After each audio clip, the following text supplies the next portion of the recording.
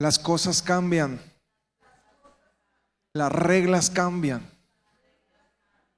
El día de ayer estábamos, a la par que estaban las mujeres aquí en su actividad. ¿A cuántas les gustó la actividad de ayer? ¿Cuántas vinieron? Levanten su mano. Fue una actividad muy buena. Tuvimos la visita de una doctora colombiana que nos habló acerca de la salud íntima, tratando temas para la mujer. Una muy buena reunión. Y a la par que las mujeres estaban aquí, pues bueno, los esposos nos quedamos con los hijos. ¿Cuántos esposos se quedaron con sus hijos? Nomás 3 nos quedamos. Muy bien. Y ahorita mi hijo anda con el brete de los Avengers. Entonces pues ahí lo estoy haciendo, aunque ve un rato y se enfada y se va, pero bueno, me dice ponme la. Y ayer le puse la película del Capitán América. ¿Cuántos han visto al Capitán América? ¿Cuántos son fan del Capitán América? ¿Cuántas son fan del Capitán América? Ahí sí creo que hay varias que son fans de él. Y la historia del Capitán América es curiosa. Si usted ha visto la película, si no, se la voy a contar un poquito. Ahí la ve llegando a su casa, si tiene la posibilidad. El Capitán América es un experimento genético. Él buscaban a un hombre de buen corazón, y antes de ser ese fortachón grandote y guapo que las mujeres adoran, era un flaquito, pero con un gran corazón y mucha valentía. Y el ejército no confiaba en él hasta que él decide hacerse parte del ejército y ganarse el corazón de los soldados. Y entonces comienza a ir a las batallas, y las reglas cambian en el campo de batalla, porque hay un superhombre en ese lugar. Un hombre que no se rige bajo las reglas de la fuerza de un hombre común, sino que tiene unas supercapacidades que le permiten ser más fuerte que lo que sucede normalmente con nosotros como seres humanos. Y cuando Cristo viene a la tierra, las reglas cambiaron. Y si hay un ser humano que realmente fue un superhéroe, que estuvo dispuesto a dar su vida, y creo que muchos de los superhéroes están inspirados en el sacrificio que Jesús hizo, que fue el dar la vida por las personas que amaba. Y cuando Él viene a la tierra, las reglas cambiaron. La forma, la perspectiva de llegar al Padre cambió con la venida de nuestro Señor Jesucristo. Y creo que también en nuestras vidas hay un antes y un después de la llegada de Jesucristo. Cuando Jesús llegó, cambió nuestras prioridades, cambiaron nuestra perspectiva de vida, cambió nuestra forma de distribuir el tiempo también. Y te quisiera hacer esta pregunta, y quiero que la reflexiones. Una vez que tú recibes el Evangelio, una vez que tú recibes a Cristo, ¿ya no volvemos a necesitarlo, o sí lo necesitamos? A ver, vamos a hacer como en el taller de sexualidad. De este lado se ponen los que sí, de este lado se ponen los que no, y en medio los que no se han decidido. Ok, levanten su mano los que dicen sí. Levanten su mano los que dicen no. Una vez que usted ha recibido a Jesús, ¿usted cree que vuelve a necesitarlo o no vuelve a necesitarlo? Team sí, levanten su mano. Team sí nuevamente. Team no. Team no sé. ¿Se vale también team no sé? Volver a necesitar el Evangelio. ¿Qué es el Evangelio? Las buenas nuevas de Jesús. Bien.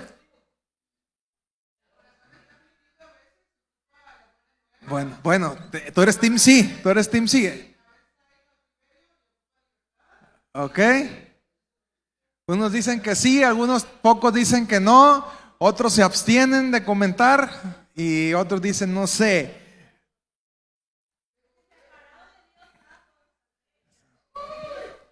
Separado de Dios nada podemos hacer, lo seguimos ocupando, dice Laura. Y solemos creer que solo una vez recibimos a Jesús y con ello su perdón. Y el problema es que cuando lo asumimos de esa manera, creemos que el sacrificio de Jesús y el perdón de Jesús nos alcanzó para una vez. Y de ahí en adelante tendremos que aprender a jugárnosla con nuestras fuerzas, con nuestras capacidades, con nuestra fe. Jesús me lavó una vez el pecado, ¿me lo puede lavar otra vez? Entonces, ¿necesitamos o no necesitamos el Evangelio?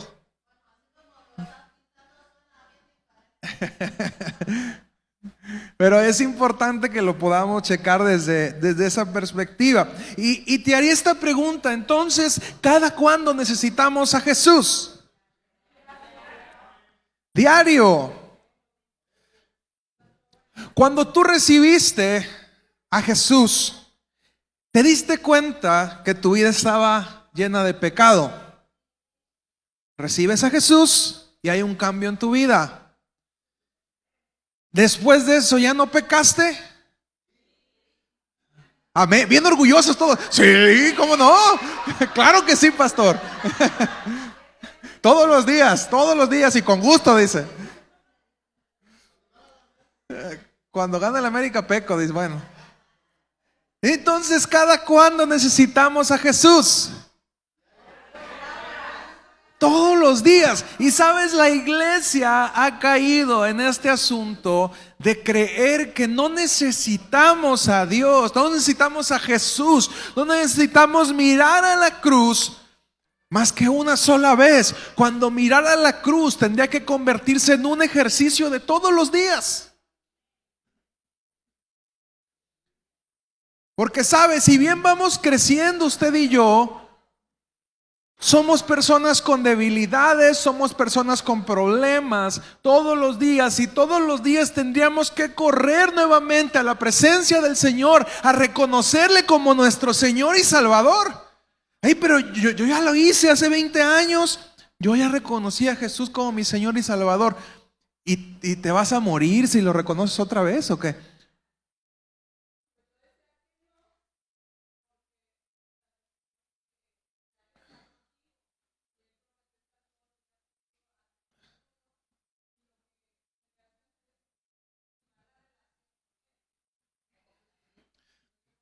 Completamente válido también, pero te voy a ir explicando y me gusta que se genere esta controversia porque te voy explicando el por qué. Números 21, 4 al 9, ayúdame a leerlo por favor. Dice: después partieron del monte de Hor, camino del Mar Rojo, para rodear la tierra de Edom. Y se desanimó el pueblo por el camino. Y habló el pueblo contra Dios y contra Moisés: ¿por qué no subiste de Egipto para que muramos en este desierto? Pues no hay pan ni agua, y nuestra alma tiene fastidio de este pan tan liviano.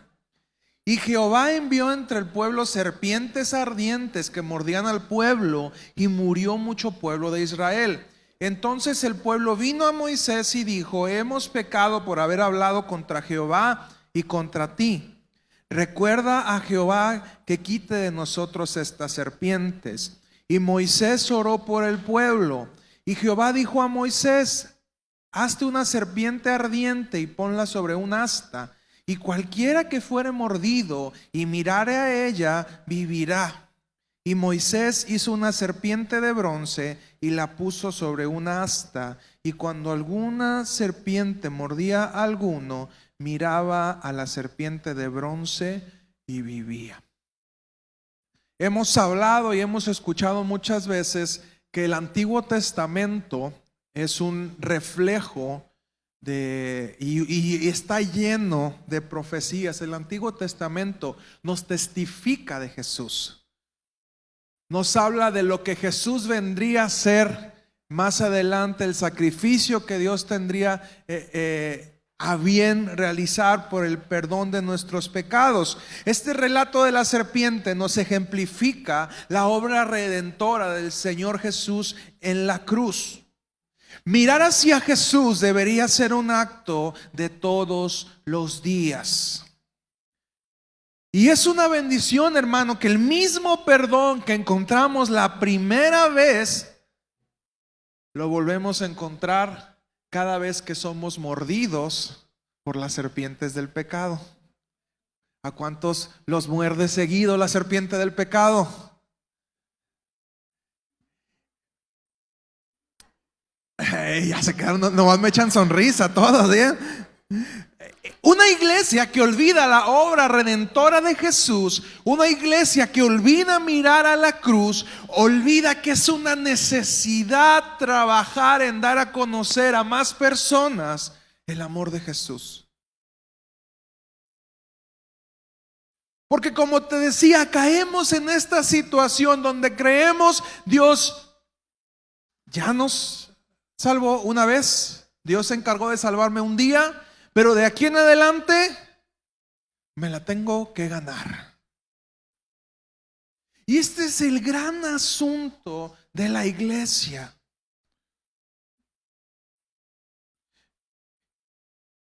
Bajo esta premisa corremos el peligro en meternos tanto en actividades hacia adentro que olvidamos llevar el mensaje hacia afuera. ¿Cuál fue la última persona a la que le compartiste de Jesús? ¿Cuál fue la última alma que ganaste para Jesús?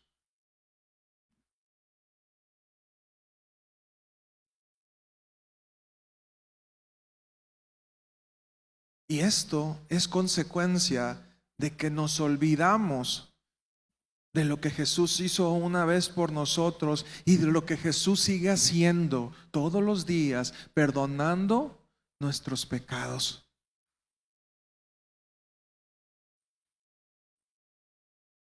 Si bien no debemos menospreciar la tarea de cuidar el redil, y menos yo que soy el pastor, porque es a final de cuentas mi encomienda,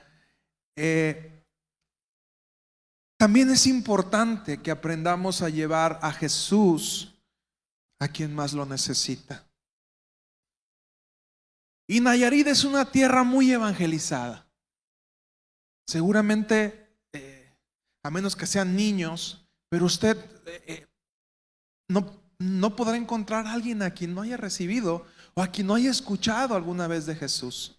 Porque se habla de Jesús no solamente nosotros como cristianos, lo hablan los católicos, los testigos de Jehová incluso a su manera lo mencionan, los mormones. Muchas de las religiones que están aquí en nuestro estado hablan acerca de Jesús. Y el asunto no es qué tanto conocemos de Jesús, sino qué tanto conocemos a Jesús. Nuestra diferencia, si algún día te lo llegan a preguntar, porque a mí me lo han hecho, ¿cuál es la diferencia entre ti y los demás? Es que para nosotros lo más importante no es lo que podamos saber de, sino lo que podamos conocer a Jesús. Si no hay una relación, lo demás es solamente conocimiento. Juan 8, 1 al 7, por favor, el Evangelio de Juan.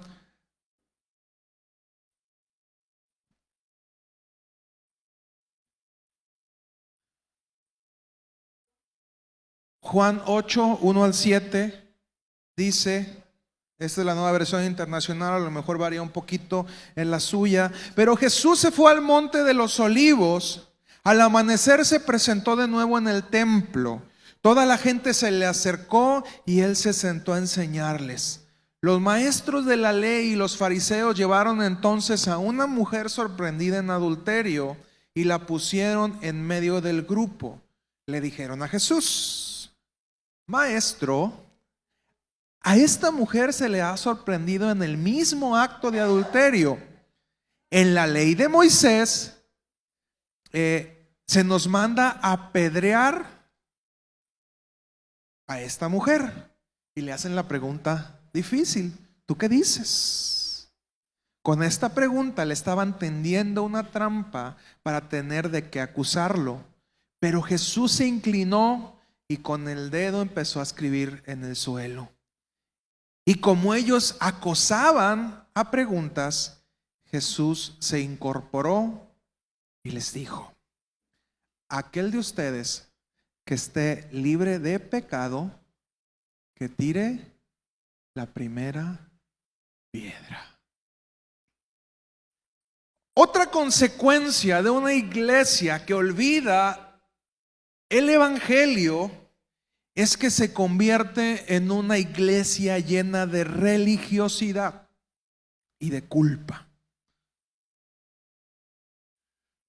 Porque una iglesia que se mantiene constantemente viendo a lo que Jesús hizo en la cruz una vez, pero no solo eso, sino lo que sigue haciendo todos los días en mi vida. Yo no tengo problema en decirle al Señor todas las mañanas: Señor, sé el Señor de mi vida, porque hay áreas que a lo mejor yo no te he entregado. Señor, te reconozco como mi Señor y Salvador. Y una iglesia que olvida esa parte de acercarse todos los días a buscar gracia se vuelve una iglesia religiosa. Una iglesia que juzga al otro. Porque voltear a ver a Jesús es voltear a ver una gracia que no merecemos. Y una persona que cree que solamente una vez Jesús lo salvó, comienza a vivir una vida de reglas, a juzgarse por reglas, a medir a los otros por reglas y a fingir que él está bajo las reglas.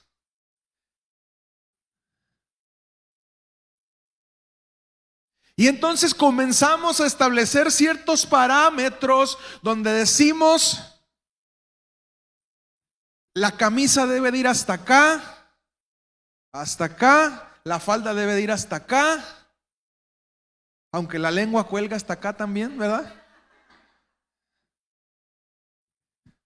Y comenzamos a generar parámetros y comenzamos a generar reglas para imponerles a los demás, y nos vamos olvidando que lo que Jesús vino a hacer no fue a poner reglas, sino vino a cambiar las reglas.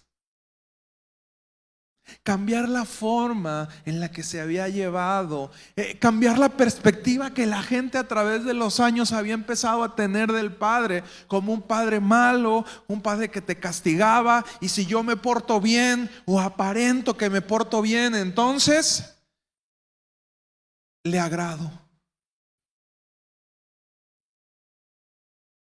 Y bajo este concepto aprendemos a volvernos personas que fingen.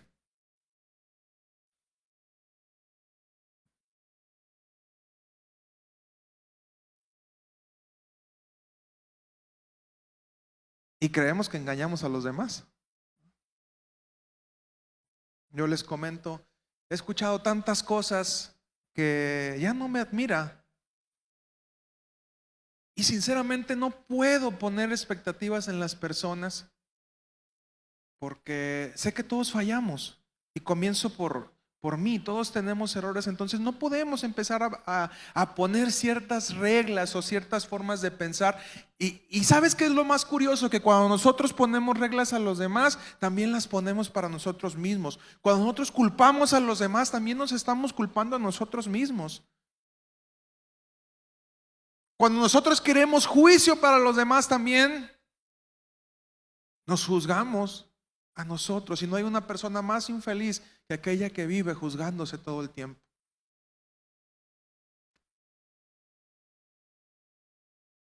quiero que seas consciente de esto. No hay forma, di conmigo, no hay forma que pueda cumplir la ley por mis méritos. No existe manera que usted sea tan buen cristiano como para ganar el corazón del Padre. Juan 14:6. Y quiero que se lo aprenda, lo vamos a repetir como los niños. Juan 14:6. Jesús le dijo: yo soy el camino y la verdad y la vida. Nadie viene al Padre sino por mí. A ver, dígamelo usted.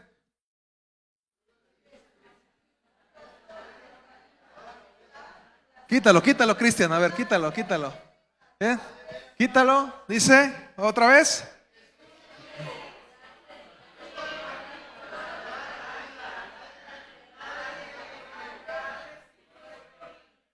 Y me encanta esta separación porque dice: yo soy el camino, lea bien, y la verdad, y la vida. Y nadie viene al Padre si no es por mí.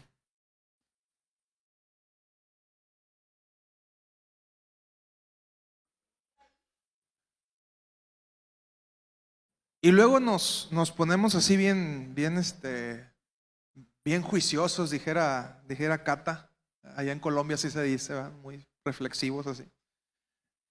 Y decimos: es que no sé si esa persona realmente requiera un juicio porque lo que está haciendo no está bien, o requiera gracia. Y luego creemos que nosotros somos los encargados de traer el juicio a la gente. Y no es así. Si se va a equivocar, equivóquese dando gracia, no dando juicio. Si se va a equivocar, equivóquese amando a la gente, no juzgándola. ¿Usted necesita a Jesús? Todos los días. No hay forma que usted pueda llegar al Padre que no sea a través del único camino que se llama Jesús.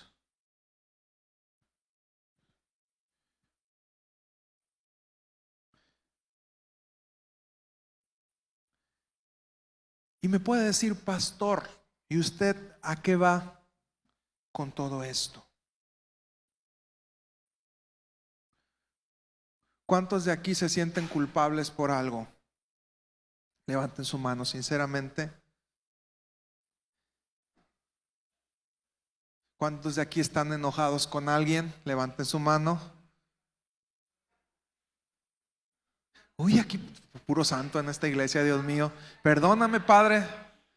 Sé propicio a mi pecador por mi culpa, por mi gran culpa. Soy un pastor miserable en medio de una iglesia perfecta. Molestos con una persona.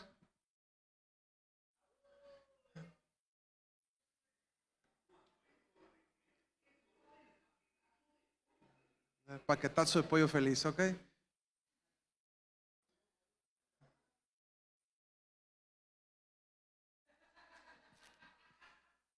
¿Y a qué voy con esto? Si usted está batallando con falta de perdón,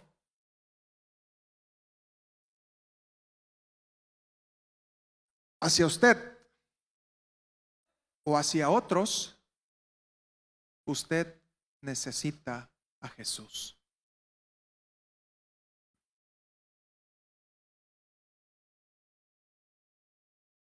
Es que ya Jesús yo lo recibí una vez y no parece, hermano. Si usted está batallando con la culpa personalmente, o usted culpa a otros de esta manera, si usted tiene falta de perdón hacia usted mismo, o usted tiene falta de perdón hacia otros, usted necesita a Jesús.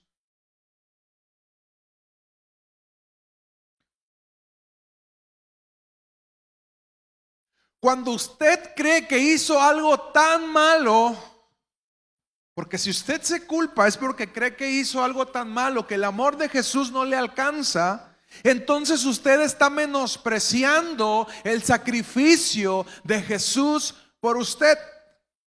Y cuando usted culpa a otros, también está menospreciando el sacrificio que Jesús hizo por usted, porque el mismo sacrificio que Jesús hizo por usted, lo hizo por la otra persona. Y nos aprendimos el Padre Nuestro y lo rezamos. Coronel del Padre Nuestro que estás en los cielos, santificado sea tu nombre, venga a nosotros tu reino, hágase tu voluntad, cielo como en la tierra. Y luego llegamos a la parte de: y perdona nuestras ofensas como nosotros perdonamos a los que nos ofenden. Y ahí es donde la puerca torció el rabo. Es más factible así como dice Tino. Y perdona nuestras ofensas como nosotros no perdonamos a los que nos ofenden. Ahí cambiamos el sentido de la palabra.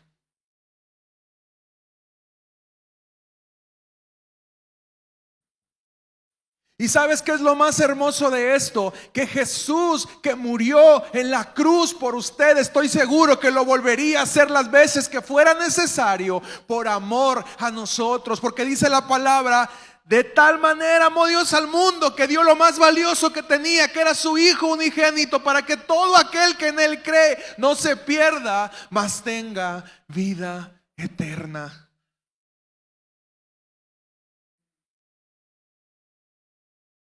¿Y esto nos da licencia para pecar? No.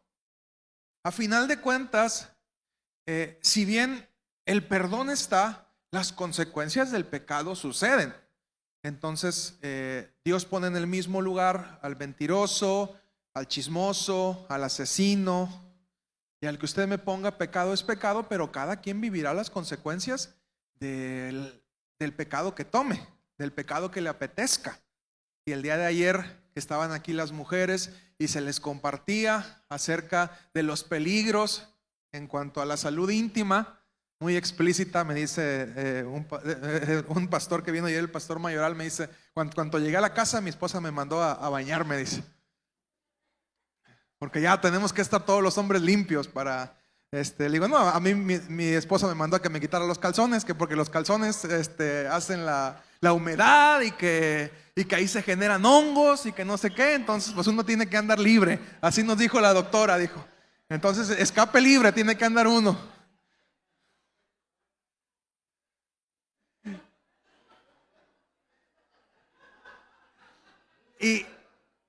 Y dependiendo del pecado que cada uno ejercite, es las consecuencias que va a vivir. Pero créame, usted y yo necesitamos a Jesús.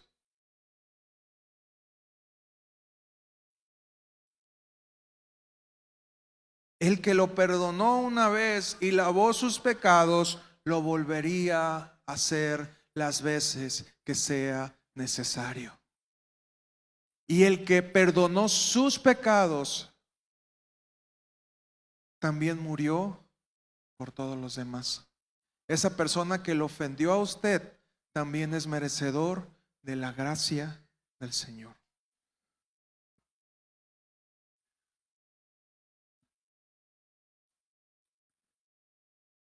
Y lo que el Señor ponía en mi corazón es: necesito que mi iglesia sea libre. Y tú me puedes decir: ¿yo soy libre? Mira, como decían los judíos, andamos libremente por la tierra, pero la libertad a la cual Dios se refería es una libertad en el corazón.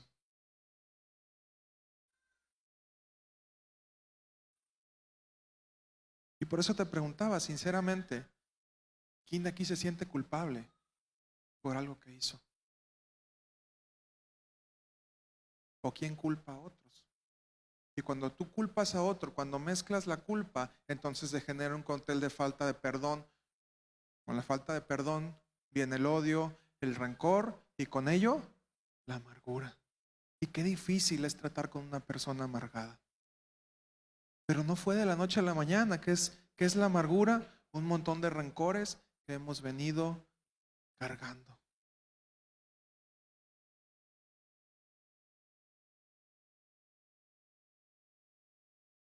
Y el día de hoy no es una palabra tan extensa, pero sí es una palabra muy práctica.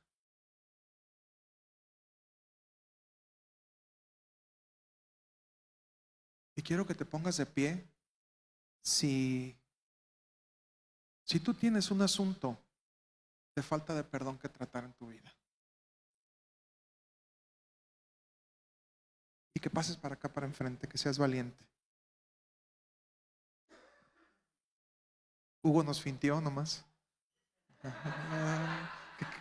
Qué valiente es Hugo, dije, ya viene, atendió el llamado.